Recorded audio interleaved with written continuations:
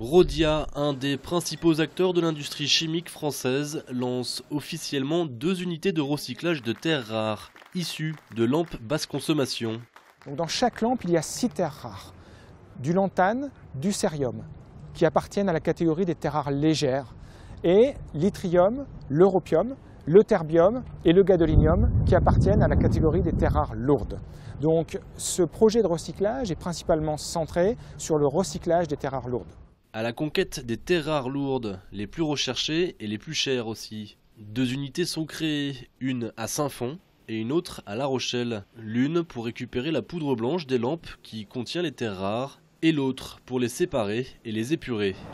Donc là, nous avons le produit qui sort de l'usine de Saint-Fond Chimie, mélangé avec un réactif. Donc ce sont les poudres de luminophore qui vont rentrer dans le four à 1000 degrés et où on va craquer les luminophores. À la sortie du four, la poudre mélangée avec le réactif donnera un bloc qui sera à nouveau broyé en poudre. Une poudre remise en suspension puis filtrée et lavée.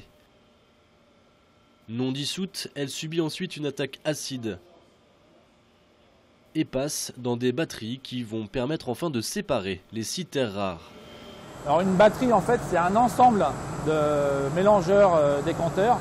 Donc c'est une série en fait de mélangeurs décanteurs. Chaque étage de batterie mélange la phase organique et la phase aqueuse et décante la phase aqueuse et la phase organique. On va avoir une séparation partielle des terres rares, mais il faut répéter cette opération des dizaines de fois pour avoir des puretés de type 99,99% en une terre rare. Et à La Rochelle, il y a plus de 1500 mélangeurs décanteurs. Après précipitation, filtration et calcination, les terres rares retrouvent le chemin industriel classique pour la fabrication de nouvelles lampes. L'enjeu est de taille. La demande en terres rares augmente de près de 6% par an. Éoliennes, voitures électriques et hybrides, composants électroniques ou encore écran plat. La croissance des nouvelles technologies dépend de cette matière première. Mais 95% provient de Chine, un quasi-monopole.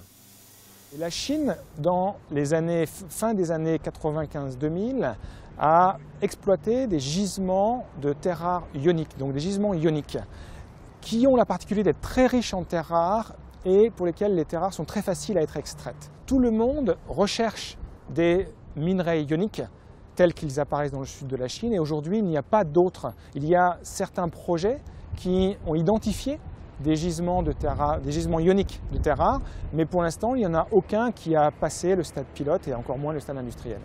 En attendant, le recyclage est une des solutions pour limiter cette nouvelle dépendance de matières premières qui pourrait avoir des impacts géopolitiques équivalents à celles du pétrole dans les années à venir.